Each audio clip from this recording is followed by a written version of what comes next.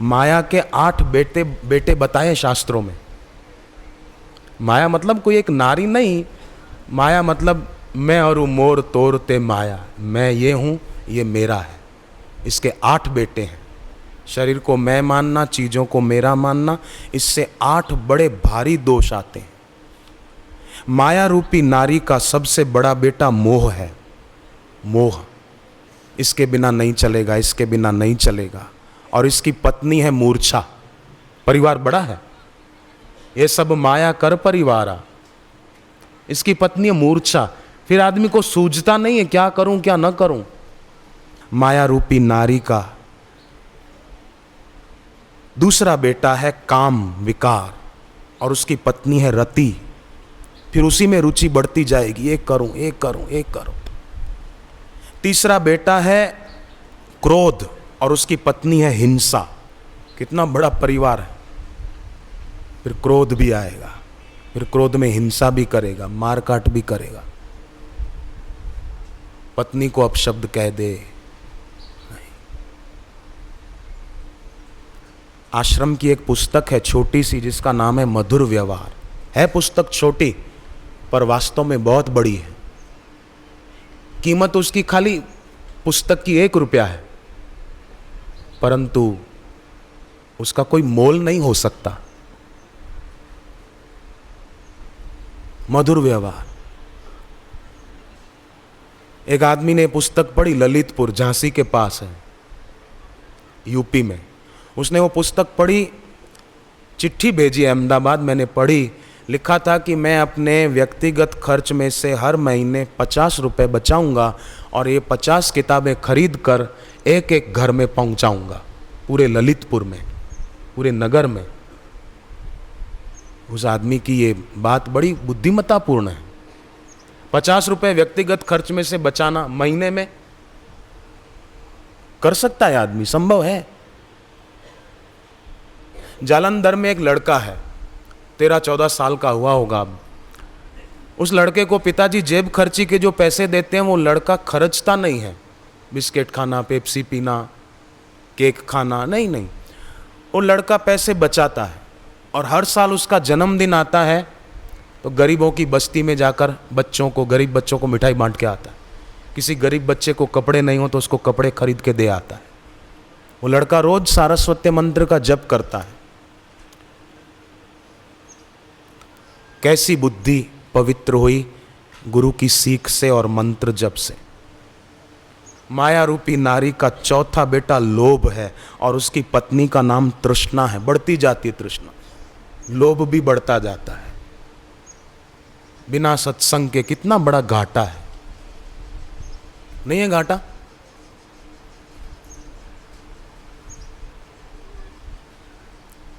पर सत्संग के बिना पता भी तो नहीं चलता। 5वां बेटा दंभ है। फिर आदमी दिखावा करेगा किसी को प्रभावित करने के लिए। जैसे एक आदमी ने दुकान खोली, प्रोविजन स्टोर बड़ा बनाया। तब मोबाइल फ़ोन नहीं थे तो टेलीफोन एक्सचेंज वालों को अर्जी दी कि मेरे को कनेक्शन चाहिए। एक दिन एक आदमी आया दुकान पर, उसको इम्प्रेस करने के लिए उसने टेलीफोन का वो डब्बा पहले से ला के रखा था। वो उठा के, हेलो, अच्छा अमुक सेठ जी बोल रहे हैं, हमारा माल पहुंच गया, बढ़िया था। अच्छा, दूसरे व्यापारी को भी पसंद आया, ठीक है, तो और भी चाहिए ज़्यादा मात्रा में? हाँ ठीक है, मैं पहुंचा देता हूँ। फ़ोन रखा, आगंतुक व्यक्ति को पूछा, भाई साहब आपको क्या चाहिए? वो बोला, मेरे को कुछ चाहिए नहीं, मैं टेलीफोन एक्सचेंज से आया हूँ कनेक्शन जोड़ने के लिए। आप किससे बात कर रहे थे? कनेक्शन तो जुड़ा ही नहीं है। हम वो उसको प्रभावित करना चाह रहा था, पर वो आदमी टेलीफोन एक्सचेंज से ही आया था। तो दिखावा ज़्यादा चलता नहीं है। माया रूपी नारी का 6ठा बेटा मद है, अहंकार, और उसकी पत्नी का नाम अविद्या है। अविद्या। जैसे हिरण्याकश्यप बड़ा अभिमानी था तो अविद्या भी खूब थी। प्रहलाद सच्ची बात बताते थे पर वो मानने को ही राजी नहीं होता था। संसार में ऐसे कई लोग मिलेंगे जो इस सत्संग की बात बोले, हम नहीं मानते, हम नहीं मानते। आप उनको कहोगे सत्संग में चलो, वो कहेगा अभी समय थोड़ी आया है। आप उसको बोलो दीक्षा ले लो, बोले अभी टाइम नहीं आया। तो कब आएगा? बेकार की बातें खूब बोलेंगे, पर भगवान का नाम बोलो तो वो बोलेंगे नहीं नहीं, इसकी क्या जरूरत है, वो जप नहीं करेंगे। एक छोटी सी कहानी है समझाने के लिए, सच्ची घटना नहीं, कहानी है। एक आदमी शमशान घाट के नजदीक से गुजर रहा था तो उसका पैर एक मृतक की खोपड़ी से लग गया।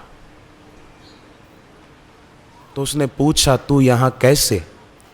खोपड़ी से आवाज आई, बोलने से, बकवास करने से, मैं यहां हूं। व्यर्थ का बहुत बोला पर भगवान का नाम न बोला, तो अब देखो क्या हालत है। एक दिन तो ऐसा होना ही है।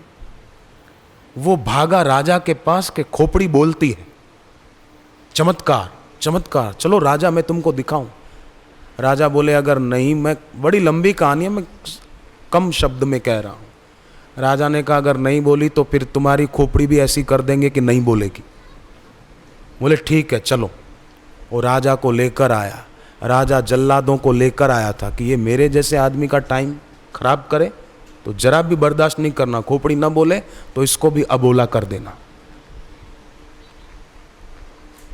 वो खोपड़ी के पास आकर कहने लगा बोल बोल तू यहां कैसे? अब खोपड़ी बोले ही नहीं। अरे बोल, मैं तुझे पाँव पड़ूं, बोल जा, अभी बोल दे, बाद में मत बोलना, बोल तू यहां कैसे? बोले ही नहीं। राजा ने आव देखा न ताव संकेत कर दिया। जल्लादों ने उसकी गर्दन भी काट दी, धाड़ से गिर पड़ी। राजा और उसके आदमी चले गए। अब वो खोपड़ी बोली, अब बोल तू यहां कैसे? बोले बकवास करने से। व्यर्थ की बकवास करे पर मौन न रखे और भगवान का नाम जप न करे तो उस व्यक्ति का विनाश निश्चित समझो। विद्यार्थी अगर फालतू बोले, बड़बड़ करे, मौन न रखे, अपना काम से काम न रखे, तो फिर उस विद्यार्थी को परसेंटेज अच्छे कैसे मिलेंगे? माया रूपी नारी का 7वां बेटा अधर्म है और उसकी पत्नी का नाम स्पर्धा है। जिसके जीवन में एकांत, मौन और ध्यान नहीं होगा वो व्यक्ति स्पर्धा में लग जाएगा, क्योंकि उसके जीवन में अधर्म होगा। मैं इससे आगे निकल के दिखाऊं, मैं इससे बढ़िया बोल के दिखाऊं, मैं इससे ज़्यादा बढ़िया गा के दिखाऊं, इसमें स्पर्धा में लग जाए। करनी चाहिए थी श्रद्धा, लग जाता है स्पर्धा में। श्रद्धा छोड़ देता है, स्पर्धा को पकड़ लेता है। क्या फायदा? श्रद्धा हो गुरु के लिए सच्ची तो फिर वो श्रद्धालु स्पर्धा में नहीं पड़ेगा। सब अच्छा है, सब बढ़िया है। 8वें बेटे का नाम है अज्ञान और उसकी पत्नी का नाम है दुर्गति। फिर उस व्यक्ति की दुर्गति निश्चित है। जहाँ अज्ञान है वहाँ पाप है, जहाँ पाप है वहाँ दुर्गति है, और जहाँ अज्ञान नहीं वहाँ पाप नहीं, जहाँ पाप नहीं वहाँ दुर्गति कैसी? वहाँ तो सुगति, ऊर्ध्वम गच्छन्ति सत्त्वस्था। अज्ञान है तो पाप है। एक आदमी रेलवे स्टेशन पहुंचा, उसकी जेब में पैसे थे, सोचा कि अखबार ले लूं, पर सोचा कि 2 रुपए का जो खोटा सिक्का पड़ा है चलता नहीं है, ट्रेन जब रवाना होगी ना तभी अखबार वाले को बुलाऊंगा और चालू ट्रेन में अखबार पहले लेके वो 2 का सिक्का पकड़ा दूंगा, वो कोई दौड़ के पकड़ने तो आएगा नहीं। इस बद इरादे से जो ही ट्रेन चली उसने लड़के को बुलाया। रेलवे स्टेशन पर बेचते हैं ना कई लड़के, उसको बुलाया चालू ट्रेन में, अखबार लिया और 2 का सिक्का दे दिया। खुश हो गया कि आश, मैं भी कैसा अक्कल वाला, खोटा सिक्का चला दिया 2 का, वाह वाह वाह। पर जो ही ट्रेन ने स्पीड पकड़ी और उसने अखबार ऊंचा किया, तारीख पड़ी तो वो भी पुराना अखबार था।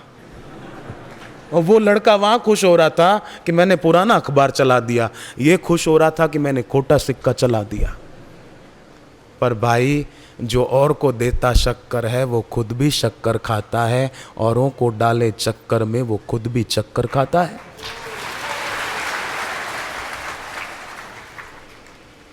भगवान बुद्ध के एक कृपा पात्र शिष्य थे महाकाश्यप। उनको ज्ञान हो गया तो वो फिर सत उपदेश देते थे, तो उनके भी कई भक्त थे, प्रेमी थे। उनमें एक युवान शिष्य था, वो गुरु की सीख पाकर बोले अब तो उपदेश मिल गया, अब गुरु के पास रहने की क्या ज़रूरत है, अब मैं एकांत में जाता हूँ। गया बाहर से एकांत में, पर सही एकांत की खबर नहीं थी, तो एकांत में जाकर के उलझ गया भीड़ में, बड़ा उलझ गया बेचारा।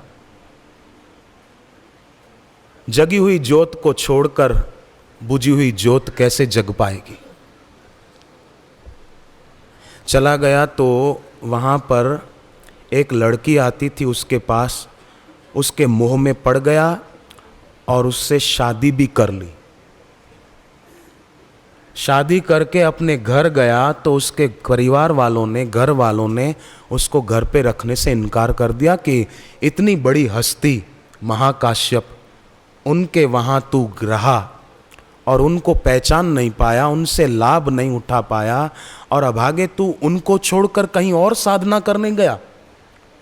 साध्य को छोड़कर तूने साधन को महत्व दिया। गुरु के सानिध्य को छोड़कर तूने नकली एकांत को महत्व दिया। धिक्कार है तेरी सोच को, इसलिए तेरे जीवन में ये गिरावट आई। अब हम तुझे घर पे नहीं रखेंगे, जा, तुझे जहां भटकना हो भटक। घर वालों ने घर से निकाल दिया। कैसे वो परिवार वाले रहे होंगे, उनका बेटा है, घर नहीं आने दिया कि तूने गुरु से धोखा किया, जा तू हमारे भी किसी काम का नहीं। अब वो चला गया जिससे शादी की थी, लव मैरिज, लव मैरिज बोलते हैं ना। वास्तव में प्रेम किसी व्यक्ति से नहीं हो सकता, प्रेम तो परमात्मा से ही हो सकता है। और जिन्होंने किसी व्यक्ति से किया उनको रोना पड़ा है, और जिन्होंने भगवान और भगवत प्राप्त गुरु के चरणों में किया वे इहलोक सुखी परलोक सुखी।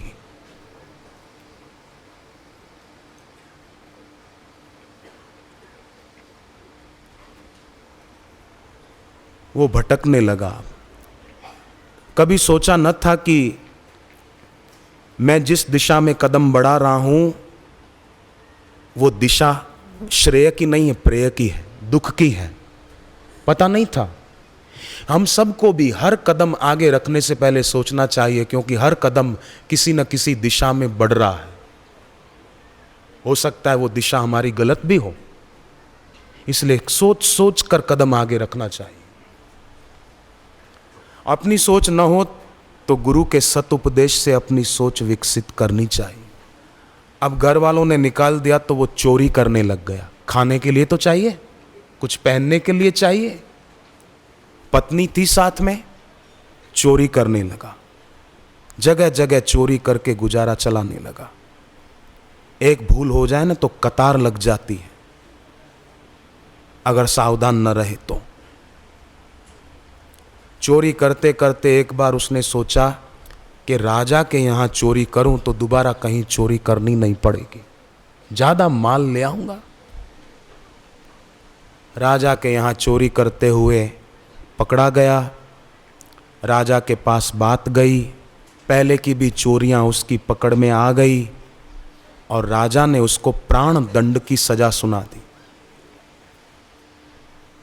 प्राण दंड की सजा। जल्लादों को कहा कि ले जाओ इसको जंजीरें डालकर और तलवार से इसके शरीर के टुकड़े कर डालो।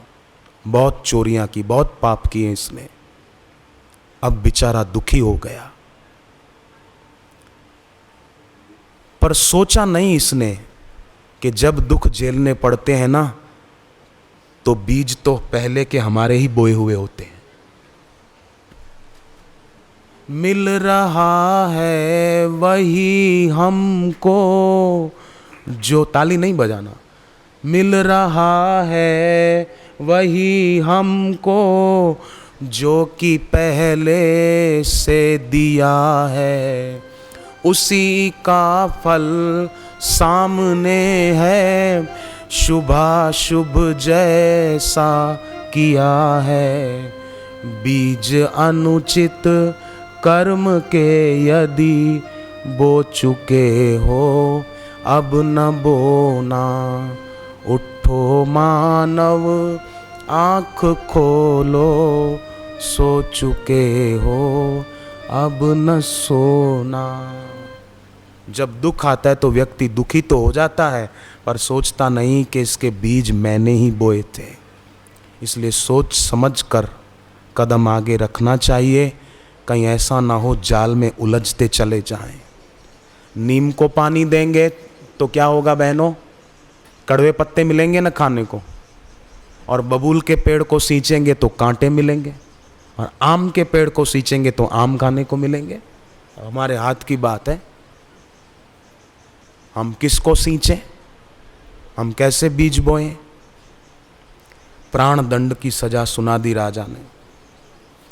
जल्लाद जंजीरें डाल कर ले जा रहे थे, कहीं भाग न जाए कमबख्त।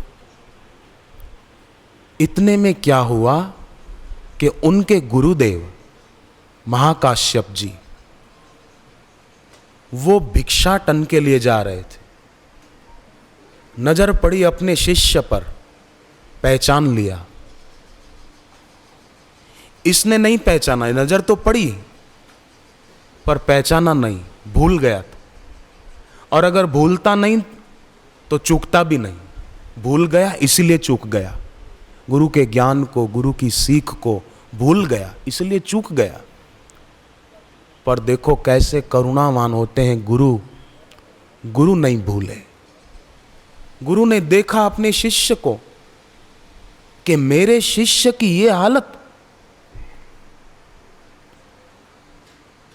गुरु की आंख में आंसू आ गए, गुरु का हृदय करुणा से भर आया कि मेरे शिष्य के हाथों में पैरों में जंजीरें। गुरु का करुणा सिक्त हृदय रह नहीं पाया, और गुरु उसके पास पहुंच गए। जल्लाद भी जो उसको ले जा रहे थे वो भी रुक गए गुरु का तेज देखकर। गुरु ने अपने शिष्य को देखा और उसको ये नहीं कहा कि देखा मेरे को छोड़कर तू चला गया तो तेरी कैसी दशा हुई। ये नहीं कहा, तुझे तेरे पापों की सजा मिल रही है देख, ऐसा नहीं कहा। अपितु गुरु ने उसके सिर पर प्यार से हाथ रखा और कहा कि बेटे तू पहचानता है मुझे। उसने गौर से और नजदीक से गुरु को देखा तो उसका हृदय भी भर आया और फूट फूट कर रोया, गुरु के चरणों में सिर रख के। तब गुरु ने कहा बेटे दुखी मत हो, तू अपने पूर्व काल में की हुई साधना को, ध्यान को, मौन को, एकांत को याद कर। याद कर बेटे तू कैसी साधना करता था, कैसे घंटों भर तू ध्यान में बैठा रहता था। याद कर कैसे गुरु के दिल से क्षमा और करुणा ऐसे बहती है जैसे पहाड़ों से पानी बहता है। गुरु के दिल से प्यार और गुरु के दिल से आशीर्वाद, गुरु के दिल से प्रेम ऐसे बहता है जैसे बादल घिर आते हैं और पानी बरसता है आसमान से, मेघों से। ऐसे गुरु के दिल से प्यार बहता है, गुरु के दिल से करुणा बहती है। पर कई नासमझ लोग ऐसे गुरु को पहचान नहीं पाते और उनसे लाभ लेने से बेचारे वंचित रह जाते हैं। विश्वामित्र जी राम जी को साथ लेकर गौतम ऋषि के आश्रम पहुंचे थे। राम जी ने पूछा था जब अहिल्या पत्थर के रूप में पड़ी थी ये कौन है, तब गुरु ने ये नहीं कहा कि ये पापिनी है, इसने पाप किया था, इंद्र को पहचान नहीं पाई थी, ये नहीं कहा। अपितु विश्वामित्र जी ने तो बड़े प्यार से कहा गौतम नारी श्रापवश उपल देह धरि धीर, चरण कमल रज चाहती कृपा करो रघुवीर। ये आपके चरणों की रज चाहती है, आप इस पर कृपा कर दो। ये नहीं कहा कि ये पापी है, ये कहा कि ये आपके चरणों की रज चाहती है। तब राम जी ने कहा, गुरुदेव ये तो पत्थर के रूप में पड़ी है, कुछ बोली नहीं, तो आपने इसके दिल की बात कैसे जान ली? तब गुरु बोले कि ये भले बोल नहीं रही है, पर इसके हृदय की भावना मेरे को छू रही है, मेरे दिल को इसके भाव स्पर्श कर रहे हैं। कैसा होता है गुरु का हृदय? भूल गया वो शिष्य जंजीरों को, भूल गया अपने किए हुए अपराधों को, भूल गया चारों तरफ खड़े हुए सिपाहियों को, पर गुरु की उपस्थिति में डूब गया। गुरु के दर्शन करते ही उसकी स्थिति बदल गई। देखो, आप सभी के चरणों में मेरी एक प्रार्थना है। हर व्यक्ति ऐसा है जैसे एक रेडियो, रेडियो में सब स्टेशन उपलब्ध हैं, हमको जो स्टेशन पकड़ना है वहाँ कांटे को ले जाओ, बस वो स्टेशन पकड़ में आ जाएगा। पाप का भी स्टेशन है, पुण्य का भी, सदाचार का भी, दुराचार का भी, नेकी का भी, बदी का भी। जहाँ कांटे को लगा देंगे वो स्टेशन पकड़ में आ जाएगा। जहाँ हम अपना मन बना लेंगे कि बस ऐसा जीवन मुझे अपना बनाना है, तुरंत उस शिष्य के जीवन में जागृति आ गई और उसने अब पुण्य के स्टेशन पर मानो कांटा लगा दिया। कई जगह की ध्वनि तरंगे रेडियो के पास से गुजर रही होती है, जिसे पकड़ेंगे रेडियो उसी को प्रतिध्वनित कर देगा, है ना। जहाँ हम कांटा घुमा देंगे वहाँ हो जाएगा। तो उसने पुण्य के तरफ घुमा दिया अपने गुरु के दर्शन करते ही, और बस कल्याण हो गया। जल्लाद ले गए, तलवार से वार करने लगे, परंतु उनका हृदय भी परिवर्तित हो गया, मानो उनसे अब हाथ चल नहीं रहा है। फांसी पे लटकाना चाहा पर फांसी भी नहीं लग रही, क्योंकि गुरु की एक दृष्टि पड़ गई थी। और ऐसा कुछ हो गया कि जल्लाद हार गए पर उसको मार न पाए। धीरे धीरे धीरे ऐसी स्थिति हो गई कि राजा के कान तक बात पहुंची और राजा ने आकर के माफ़ी मांगी उसके गुरु से, और उसको भी कहा कि बेटे तूने अपने गुरु का सानिध्य छोड़ा, गुरु की सीख भूली तेरे दिल से, इसलिए तेरे से ऐसे पाप हुए। अब फिर से अपने गुरु के चरणों में, गुरु की उपासना में लग जा। बस एकांत को, मौन को और ध्यान को महत्व दे।